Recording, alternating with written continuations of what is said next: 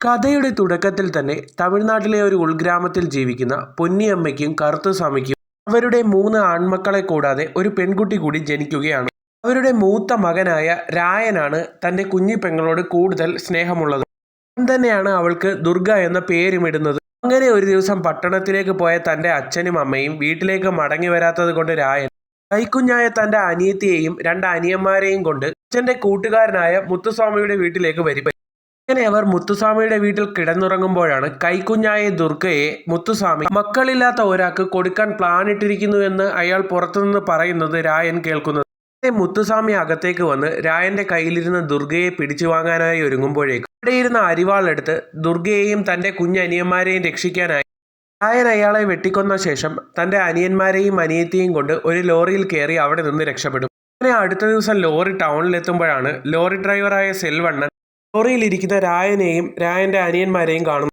സെൽവൻ അങ്ങനെ അവർക്ക് ആഹാരം മേടിച്ചു കൊടുക്കുമ്പോൾ രായൻ സെൽവണ്ണനോട് ചോദിക്കും, എനിക്ക് നിങ്ങൾക്ക് കഴിയുമെങ്കിൽ ഇവിടെ ഒരു ജോലി വാങ്ങിത്തരാൻ. അങ്ങനെ ആ ചന്തയിൽ രായൻ ജോലി ചെയ്ത് തൻ്റെ അനിയത്തിയും അനിയന്മാരെയും അവൻ വളർത്തും. അങ്ങനെ ചന്തയിൽ കഷ്ടപ്പെട്ട് ജോലിയെടുത്ത രായൻ തൻ്റെ അനിയത്തിക്കും അനിയന്മാർക്കും സുഖമായി ജീവിക്കാനായി സെൽവണ്ണന്റെ സഹായത്തോടു കൂടി ഒരു വാടക വീട് കണ്ടുപിടിക്കും. അങ്ങനെ വർഷങ്ങൾ കഴിഞ്ഞു പോകും. സെൽവണ്ണൻ ഇപ്പോൾ കുറച്ച് പ്രായമൊക്കെ ആയി. അപ്പോഴേക്കും 2 പേർ സെൽവന്റെ അടുത്തു വന്ന് പറയും, രായന്റെ ആ ഹോട്ടൽ ഞങ്ങൾക്ക് തരികയാണെങ്കിൽ എത്ര ലക്ഷം രൂപ വേണമെങ്കിലും തരാമെന്ന് പറയും. പിന്നെ ഈ കാര്യങ്ങളൊക്കെ ഞങ്ങൾ ദുരയണ്ണനോടും പറഞ്ഞിട്ടുണ്ടെന്ന് ഹോട്ടൽ വാങ്ങാൻ വന്നവർ സെൽവണ്ണനോട് പറയും.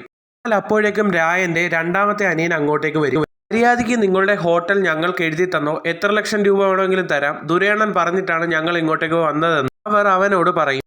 ഇതേസമയം രായന്റെ ഇളയ അനിയൻ കോളേജിൽ ഇലക്ഷനുമായി ബന്ധപ്പെട്ട് കൂട്ടുകാരുമായി അടിയുണ്ടാക്കിക്കൊണ്ടിരിക്കുകയാണ്. എന്നാൽ ഹോട്ടലിലുള്ളവൻ തങ്ങളുടെ കട ഇപ്പോൾ തരാൻ കഴിയില്ല എന്ന് പറയും.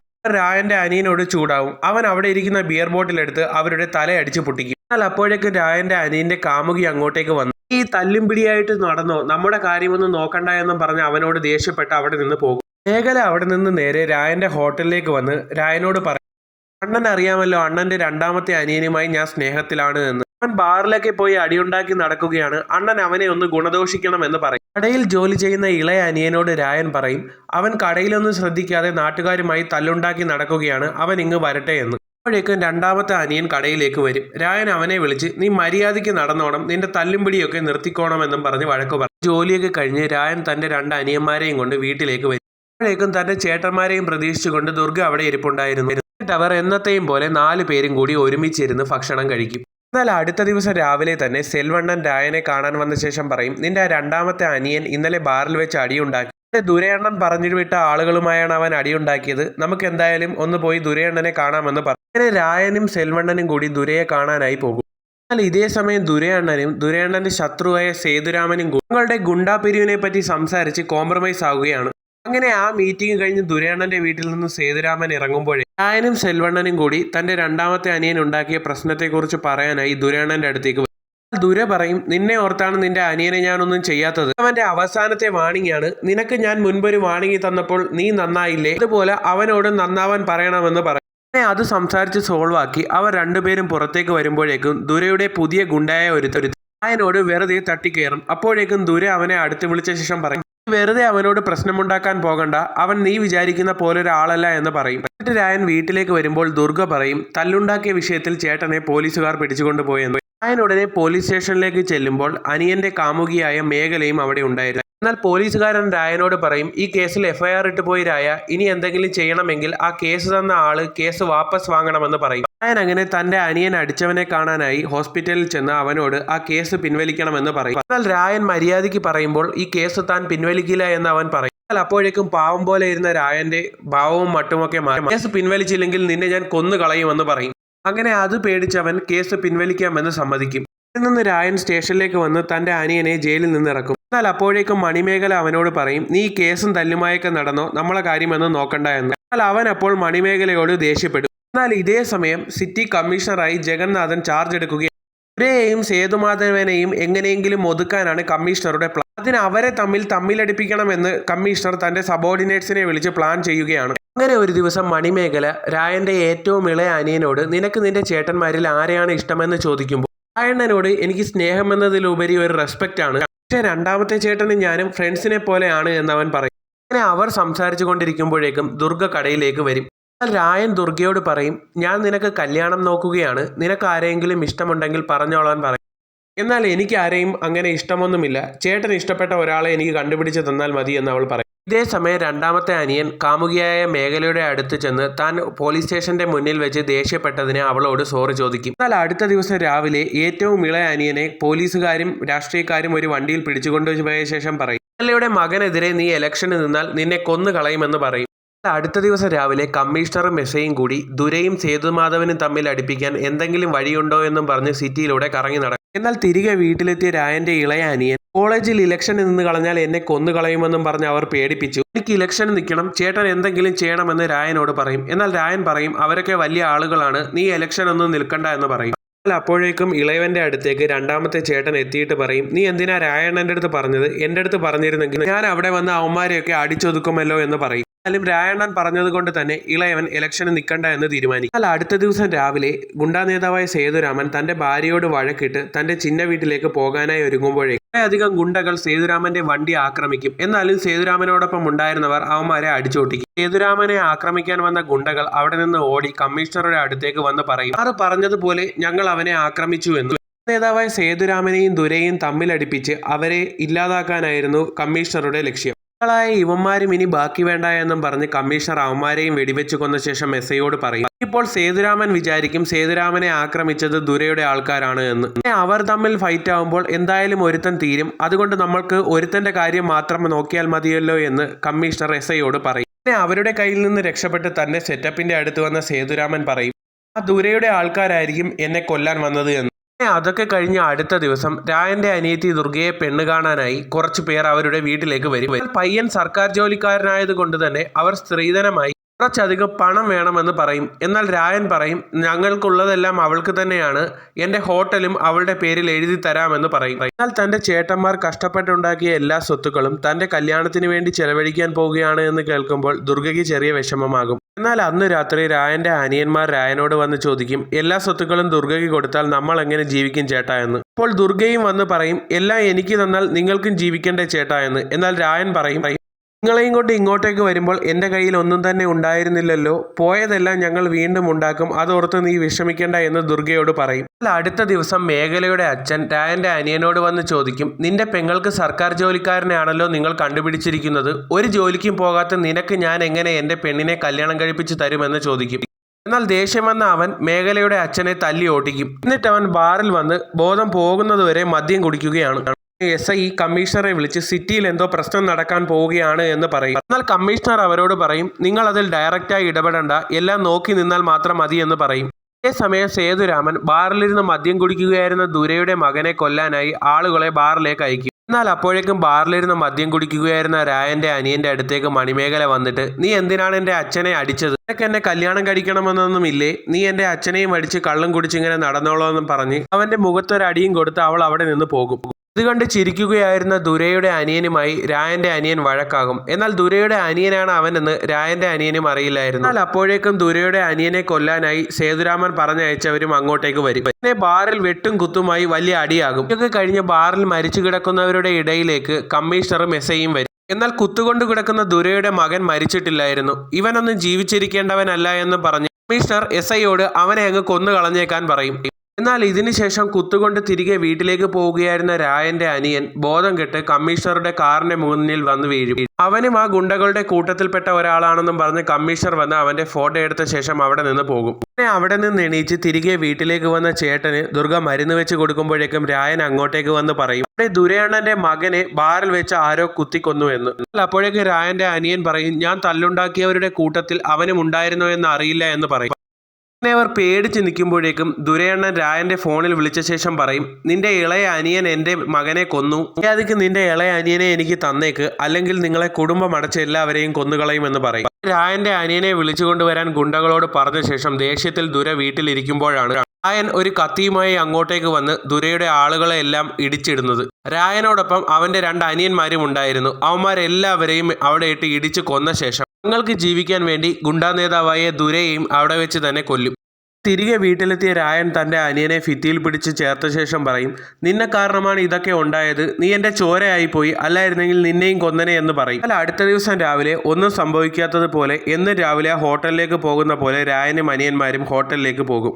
അങ്ങനെ പോകുന്ന വഴിക്ക് ഒരാൾ വന്ന് പറയും, രായ, ഇന്ന് നീ കട തുറക്കണ്ട, ഇന്നലെ ദുരയണ്ണനെയും ദുരയണ്ണൻ്റെ മകനെയും ആരോ കൊന്നു, സേതുരാമന്റെ ആളുകളാ കൊന്നതെന്നാണ് എല്ലാവരും പറയുന്നതെന്ന് പറയും. ദുര മരിച്ച വാർത്ത അറിയുന്ന സേതുരാമൻ, ദുരയെ കൊല്ലാൻ നമ്മൾ ആളെ വിട്ടിട്ടില്ലല്ലോ, അവന്റെ മകനെ കൊല്ലാനല്ലേ ആളെ വിട്ടത്, പക്ഷെ അവന്റെ മകനും മരിച്ചു, കൊല്ലാൻ പോയ നമ്മളുടെ ആളുകളും മരിച്ചു, ഇതിനെല്ലാം പിന്നിൽ മറ്റാരോ ആണെന്ന് എനിക്ക് സംശയമുണ്ട്, അതാരായാലും കണ്ടെത്തണമെന്ന് ദുര തന്റെ അളിയനോട് പറയും. എന്നാൽ ഇതേ സമയം ദുർഗയുടെ കല്യാണത്തിന് കുറച്ച് പണത്തിന്റെ കുറവ് വരുമ്പോൾ രായന്റെ ഇളയ അനിയൻ പറയും, എന്തിനാ ചേട്ടാ ഇനി പണത്തിന് പേടിക്കുന്നത്, ദുര മരിച്ചല്ലോ, ഇനി ദുരയുടെ സ്ഥാനത്ത് നമ്മൾ കയറിയാൽ നമുക്ക് ഇനി ആവശ്യം പോലെ പണം ഉണ്ടാക്കാമല്ലോ എന്ന് പറയും. ദേഷ്യപ്പെട്ട രായൻ പറയും, നീ നിർത്തിക്കോ, നിന്നെ കാരണമാണ് ഈ പ്രശ്നങ്ങളെല്ലാം ഉണ്ടായത്, ദുരയെ കൊന്നത് നമ്മളാണെന്ന് ആരും അറിയരുതെന്നും പറയും. നിനക്കിങ്ങനെ ഗുണ്ട കളിച്ച് നടന്നാൽ മതിയല്ലോ, കല്യാണത്തിന്റെ കാര്യമെല്ലാം ഞാനാണല്ലോ നോക്കുന്നത്, നിന്നെ കൊണ്ട് 1 രൂപയുടെ ഉപയോഗം വീട്ടിനില്ല എന്ന് പറയും. അന്വേഷിക്കുന്ന കമ്മീഷണർ പറയും, ദുരയെയും അവന്റെ മകനെയും കൊന്നത് സേതുരാമനാവാൻ വഴിയില്ല, ഇതിന് പിന്നിൽ മറ്റാരോ ആണ് എന്ന്. എന്നാൽ ദുരയെ കൊന്നത്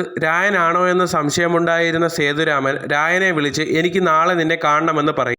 രായൻ സേതുരാമനെ കാണാനായി അടുത്ത ദിവസം സേതുരാമന്റെ അടുത്തേക്ക് ചെല്ലും. സേതുരാമൻ രായനോട് ചോദിക്കും, നീയാണ് ദുരയെ കൊന്നതെന്നൊക്കെ എനിക്ക് അറിയാമെന്ന്. രായൻ പറയും, ഞാൻ ദുരയെ കൊന്നുവെങ്കിൽ എനിക്ക് ഈസിയായും നിന്നെയും കൊന്നൂടെ, നീ ഇപ്പോഴും ജീവിച്ചിരിപ്പുണ്ടല്ലോ, അതുകൊണ്ട് ഞാനല്ല ദുരയെ കൊന്നതെന്നും പറഞ്ഞ് രായൻ അവിടെ നിന്ന് പോകും. രായൻ പോയ ശേഷം സേതുരാമൻ തൻ്റെ കൂട്ടുകാരനെ വിളിച്ച് പറയും, അവൻ നമ്മളോടൊപ്പം നിൽക്കില്ല എന്നാണ് തോന്നുന്നത്, അതുകൊണ്ട് തന്നെ അവനെ ഉടനെ തട്ടിക്കളയണമെന്ന് സേതുരാമൻ കൂട്ടുകാരനോട് പറയും. എന്നാൽ രായൻ സെൽവണ്ണൻ്റെ അടുത്ത് വന്ന് പറയും, ദുരയെ കൊന്നത് ഞാനാണെന്ന് ആ സേതുരാമന് മനസ്സിലായി, അതുകൊണ്ട് അവൻ എന്നെയും വിടാൻ ഉദ്ദേശിക്കുന്നില്ല എന്നാണ് എനിക്ക് തോന്നുന്നത്, അതുകൊണ്ട് ദുർഗയുടെ കല്യാണത്തിന് മുൻപ് തന്നെ സേതുരാമനെ തട്ടിക്കളയണമെന്ന് സെൽവനോട് രായൻ പറയും. അങ്ങനെ ഒരു ദിവസം രായൻ ഹോട്ടലിൽ നിന്ന് തിരികെ വരുമ്പോൾ രായനെ കൊല്ലാനായി സേതുരാമൻ്റെ ഗുണ്ടകൾ വരുമെങ്കിലും ഓരോ ഗുണ്ടകളെയായി സേതുരാമൻ ആ റോഡിലിട്ട് കൊല്ലും. രായൻ അവിടെ നിന്ന് നേരെ സെൽവണ്ണൻ്റെ വീട്ടിലേക്ക് എത്തി സെൽവണ്ണനോട് പറയും, ഞാൻ എന്തായാലും ആ സേതുരാമനെ കൊല്ലും, എനിക്ക് എന്തെങ്കിലും പറ്റുകയാണെങ്കിൽ ദുർഗയുടെ കല്യാണം അണ്ണൻ നടത്തി കൊടുക്കണമെന്ന് രായൻ സെൽവണ്ണനോട് പറയും. എന്നാൽ ദുര മരിച്ച ശേഷം സേതുരാമൻ്റെ ആളുകളെ ആരാണ് കൊന്നതെന്ന് കമ്മീഷണർക്ക് സംശയമാകും. കമ്മീഷണർ അങ്ങനെ തൻ്റെ അന്വേഷണം തുടങ്ങും. അങ്ങനെ ഒരു ദിവസം മണിമേഖല രായൻ്റെ അനിയനോട് വന്ന് പറയും, ഞാൻ ഗർഭിണിയാണ്, നീ എത്രയും പെട്ടെന്ന് ഒരു ജോലി വാങ്ങി എന്നെ കല്യാണം കഴിക്കാൻ പറയും. അങ്ങനെ രായൻ്റെ അനിയൻ ജോലി അന്വേഷിച്ച് പല കടകളിലും ചെല്ലുമെങ്കിലും അവൻ ആരും ജോലി കൊടുക്കില്ല. എന്നാൽ അന്ന് ബാറിന് മുന്നിൽ കുത്തുകൊണ്ട് കിടന്ന രായൻ്റെ അനിയനാണോ ഈ കൊലപാതകങ്ങളൊക്കെ ചെയ്തതെന്ന് അറിയാനായി കമ്മീഷണർ വരുമ്പോഴാണ് രായനെ കാണുന്നത്. എന്നാൽ രായനെ കാണുമ്പോൾ കമ്മീഷണർ SIയോട് പറയും, ചിലപ്പോൾ ഇവനാകാം എല്ലാവരെയും കൊന്നത്, ഇവനെ കണ്ടാലേ ഒരു ഡേഞ്ചർ ലുക്ക് തോന്നുന്നു എന്ന് പറയും. അതൊക്കെ കഴിഞ്ഞ് ദുർഗയുടെ കല്യാണത്തിന് തലേക്കും ദിവസം രായൻ സെൽവണ്ണനോട് പറയും, സേതുരാമൻ നാളെ എന്തെങ്കിലും ഒപ്പിക്കുമെന്ന് എനിക്ക് നല്ല പേടിയുണ്ട്, അതുകൊണ്ട് ഇന്ന് രാത്രി തന്നെ അവനെ കൊല്ലണമെന്ന് പറയും. സേതുരാമനെ കൊല്ലാനായി കത്തിയും കൊണ്ട് സെൽവന്റെ സെറ്റപ്പിന്റെ വീട്ടിലേക്ക് പോവുകയാണ് രായൻ. അവിടെ എത്തുമ്പോഴാണ് ആ വീട്ടിൽ ദുർഗയെ കെട്ടിയിട്ടിരിക്കുന്നത് രായൻ കാണുന്നത്. എന്നാൽ രായൻ അവളെ രക്ഷിക്കാനായി ഒഴുങ്ങുമ്പോഴേക്കും ഗുണ്ടകൾ അങ്ങോട്ടേക്ക് വരും. രായൻ അവന്മാരെയെല്ലാം അടിച്ച് തറയിലിട്ട ശേഷം ഏറ്റവും അവസാനം ഒരുത്തരെ അടിക്കാനായി വരുമ്പോഴേക്കും തറയിൽ കിടക്കുന്ന ഗുണ്ട രായന്റെ പിറകിൽ നിൽക്കുന്ന അനിയന്മാരോട് പറയും, ഇവനെയാണ് സേതുരാമൻ കൊല്ലാൻ പറഞ്ഞതെന്ന് പറയും. രായൻ തിരിഞ്ഞു നോക്കുമ്പോഴാണ് തൻ്റെ അനിയന്മാരാണ് പിറകിൽ നിൽക്കുന്നതെന്ന് കാണുന്നത്. രായന്റെ അനിയന്മാർക്കും അറിയില്ലായിരുന്നു സേതുരാമൻ രായനെയാണ് കൊല്ലാൻ അവരെ പറഞ്ഞു വിട്ടതെന്ന്. എന്നാൽ രായൻ അടുത്തേക്ക് വരുമ്പോഴേക്കും രണ്ടാമത്തവൻ രായവനെ കത്തി കൊണ്ട് കുത്തും. ഏറ്റവും ഇളയവൻ ഒന്നും മനസ്സിലാവാതെ ഇങ്ങനെ നിൽക്കുമ്പോൾ തറയിൽ വീണ രായൻ വീണ്ടും എണീച്ചു വരുമ്പോൾ ഇളയവനും രായനെ കുത്തും. അങ്ങനെ കുത്തുകൊണ്ട് തറയിൽ കിടക്കുന്ന രായന്റെ അടുത്തേക്ക് എവിടെയോ ഒളിച്ചിരുന്ന ദുർഗ ഓടി വന്ന് ചേട്ടനെ വിളിക്കും. എന്നാൽ രായൻ ഒരു അനക്കവും ഇല്ലായിരുന്നു. തൻ്റെ മറ്റ് 2 ചേട്ടന്മാരാണ് രായനെ കുത്തിയതെന്നും ദുർഗ കണ്ടില്ലായിരുന്നു. എന്നാൽ രായന്റെ അനിയന്മാർ രായനെ കുത്തിയതിനു ശേഷം സേതുരാമന്റെ അടുത്ത് വരുമ്പോൾ സേതുരാമൻ അവരോട് പറയും, എന്നെ ആരോ കൊല്ലാൻ വരുമെന്ന് എനിക്കറിയാമായിരുന്നു, അത് നിങ്ങളുടെ ചേട്ടനാണെന്ന് എനിക്ക് അറിയില്ലായിരുന്നു, നിങ്ങൾ പേടിക്കണ്ട, ഇനി ഒരു പ്രശ്നവും വരില്ല, നിങ്ങളെ പോലീസും പിടിക്കാൻ പോവില്ല എന്ന് പറയും. അല്ല, അതിനുശേഷം ഇളയവൻ കരഞ്ഞുകൊണ്ട് രണ്ടാമത്തെ ചേട്ടനോട് ചോദിക്കും, ചേട്ടൻ എന്തിനാ രായണനെ കുത്തിയതെന്ന്. അപ്പോൾ രണ്ടാമത്തവൻ അവനോട് ചോദിക്കും, നീ എന്തിനാ രായണനെ കുത്തിയതെന്ന്. എന്നാൽ രായൻ ഹോസ്പിറ്റലിലുണ്ട് എന്ന് രായന്റെ അനിയന്മാരോട് പറയാൻ വരുന്ന സെൽവണ്ണൻ രായന്റെ അനിയന്മാരാണ് രായനെ കുത്തിയതെന്ന് പറയുന്നത് അയാൾ കേൾക്കും. ഹോസ്പിറ്റലിൽ രായന്റെ ജീവന് കൂട്ടിരിക്കുന്ന ദുർഗയുടെ അടുത്ത് സെൽവണ്ണൻ വന്ന് പറയും, നിന്റെ ചേട്ടന്മാരാണ് രായനെ കുത്തിയതെന്ന്. എന്നാൽ അടുത്ത ദിവസം കല്യാണപ്പന്തലിൽ ദുർഗയെ കാണാത്തത് കൊണ്ട് തന്നെ രായൻ്റെ അനിയന്മാർ സെൽവണ്ണൻ്റെ വീട്ടിലേക്ക് വരും. എന്നാൽ സെൽവണ്ണൻ പറയും, നീയൊക്കെ പണത്തിന് വേണ്ടി നിന്റെ ചേട്ടനെ കുത്തിയില്ലേ? ദുർഗ അത് അറിഞ്ഞിട്ടുണ്ടെന്നും പറയും. നിന്ന് രായൻ്റെ അനിയന്മാർ വീണ്ടും സേതുരാമൻ്റെ അടുത്ത് വരുമ്പോൾ സേതുരാമൻ പറയും, ഇനി നിങ്ങൾ എന്നെ ചേട്ടനായി കണ്ടോളാൻ. ഈ സമയം രായനും ദുർഗയുമുള്ള ഹോസ്പിറ്റലിലേക്ക് രായനെ കൊല്ലാനായി വീണ്ടും സേതുരാമൻ്റെ ആളുകൾ വരും. എന്നാൽ ദുർഗയാകട്ടെ ആ വന്നവന്മാരിൽ ഓരോരുത്തരെയായി അടിച്ചു വീഴ്ത്തും. എന്നാൽ അവസാനം ദുർഗയെ കൊല്ലാനായി ഒരുങ്ങുമ്പോഴേക്കും രായൻ ചാടി എഴുന്നേറ്റ് അവനെയും കൊല്ലും. അങ്ങനെ രായനും ദുർഗയും തങ്ങളോട് ഇങ്ങനെയൊക്കെ ചെയ്തവന്മാരെ കൊല്ലാനായി അവർ രണ്ടുപേരും തക്കം പാത്തിരിക്കുകയാണ്. അതേസമയം മണിമേഖലയ്ക്ക് കുഞ്ഞ് ജനിക്കുകയും രായൻ്റെ അനിയൻ അവളോടൊപ്പം സുഖമായി ജീവിക്കുകയും ചെയ്യും. അങ്ങനെ ഒരു രാത്രി സെൽവൻ രായനോട് പറയും, അന്ന് രാത്രി ദുർഗയെ പിടിച്ചോണ്ട് പോയതിൽ ഒരുത്തൻ ദുർഗയെ റേപ്പ് ചെയ്തു എന്ന്. കഴിഞ്ഞ് സെൽവണ്ണൻ ദുർഗയുടെ അടുത്ത് വന്ന് പറയും, നിന്റെ ഏറ്റവും ഇളയ ചേട്ടൻ എന്നെ വിളിച്ചിരുന്നു, അവൻ ചെയ്തത് തെറ്റാണെന്ന് അവന് മനസ്സിലായി, ഇനി എന്നെ ഒന്ന് കാണണമെന്ന് പറഞ്ഞു എന്ന് ദുർഗയോട് പറയും. എന്നാൽ ദുർഗ പറയും, രായണ്ണനോട് പറയണ്ട, എന്തായാലും സെൽവണ്ണൻ പോയി കാണാൻ പറയും. എന്നാൽ അത് സേതുരാമൻ്റെ ഒരു ട്രാപ്പായിരുന്നു. സേതുരാമനും ആളുകളും സെൽവണ്ണനെ വളയും. സെൽവണ്ണനെ കൊല്ലാൻ പോകുന്നതിന് മുൻപ് സെൽവൻ പറയും, നീ എന്തായാലും എന്നെ കൊല്ലും, പക്ഷെ നിന്റെ അവസാനം രായൻ്റെ കൈകൊണ്ടായിരിക്കുമെന്ന് സെൽവണ്ണൻ പറയും. എന്നാൽ സെൽവണ്ണനെ കൊന്ന വാർത്തയറിഞ്ഞ രായൻ സേതുരാമൻ്റെ ഫോണിലേക്ക് വിളിച്ച ശേഷം പറയും, ചിന്ന വീട് വൈഫ് എൻ്റെ കൂടെയാണ് ഉള്ളത്, എൻ്റെ ദുർഗയെ നിൻ്റെ കൂട്ടത്തിൽ ഒരുത്തൻ റേപ്പ് ചെയ്തിട്ടുണ്ട്, അവനെ എൻ്റെ കയ്യിൽ കൊണ്ടു തന്നാൽ അവളെ വിടാമെന്ന് പറയും. പിന്നെ സേതുരാമൻ തൻ്റെ കൂട്ടത്തിലുള്ളവനെ തൻ്റെ വെപ്പാട്ടിയെ രക്ഷിക്കാനായി പറഞ്ഞുവിടും. എന്നാൽ തന്നെ റേപ്പ് ചെയ്തവനെ തൻ്റെ താവളത്തിലേക്ക് കൊണ്ടുവന്ന ദുർഗ രായണൻ്റെ മുന്നിൽ വെച്ച് അവനെ വെട്ടിക്കൊല്ലും. അതേസമയം കമ്മീഷണർ രായനെ വന്ന് കണ്ട ശേഷം പറയും, ഈ കൊലപാതകങ്ങളെല്ലാം ചെയ്തത് നീയാണെന്ന് എനിക്കറിയാം, നമുക്ക് എന്തായാലും ഇത് കോംപ്രമൈസ് ആക്കാമെന്ന് പറയും. കമ്മീഷണർ അങ്ങനെ രായൻ്റെ അനിയന്മാരെയും സേതുരാമനെയും വിളിച്ച ശേഷം രായനെയും വിളിച്ച് ആ പ്രശ്നം കോംപ്രമൈസ് ആക്കും. എൻ്റെ അനിയന്മാർ വന്ന് തങ്ങളോട് ക്ഷമിക്കണമെന്നും പറയും.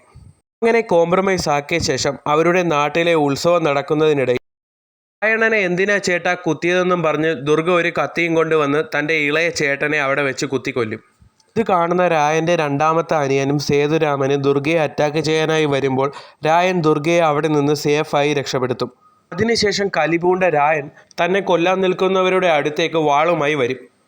ഓരോരുത്തരെയായി വെട്ടി വീഴ്ത്താൻ തുടങ്ങും. സേതുരാമനെയും സ്വന്തം അനിയനെയും രായൻ അടുത്തിട്ട് ഇടിക്കും. അവരെ രണ്ടുപേരെയും രായൻ കൊല്ലും. എന്നാൽ ഈ കോംപ്രമൈസ് ചർച്ച വിളിക്കുന്നതിന് മുൻപ് കമ്മീഷണർ രായനോട് പറഞ്ഞിരുന്നു, സേതുരാമനെ കൊന്നാൽ ഈ സിറ്റിയിലെ എല്ലാ പ്രശ്നങ്ങളും തീരും, നീ അതുകൊണ്ട് സേതുരാമനെ കൊല്ലണം, ബാക്കി കാര്യങ്ങളൊക്കെ ഞാൻ നോക്കിക്കൊള്ളാമെന്ന് പറയും. അങ്ങനെ രായനും ദുർഗയും ആ നാട് വിട്ട് പോകാനായി ഒരുങ്ങുമ്പോൾ മേഖല തനിക്ക് ആ കുഞ്ഞിനെ വേണ്ട എന്നും പറഞ്ഞ് രായൻ്റെ കയ്യിൽ കൊണ്ടു കൊടുക്കും. അങ്ങനെ അവർ 3 പേരും ആ നാട് വിട്ട് പോകും. അങ്ങനെ ആ ഒരു സീനോട് കൂടി ഈ സിനിമയോട് അവസാനിക്കുകയാണ്. കഥ ഇഷ്ടമായെങ്കിൽ ചാനൽ സബ്സ്ക്രൈബ് ചെയ്യുന്ന കാര്യം കൂടി പരിഗണിക്കണം.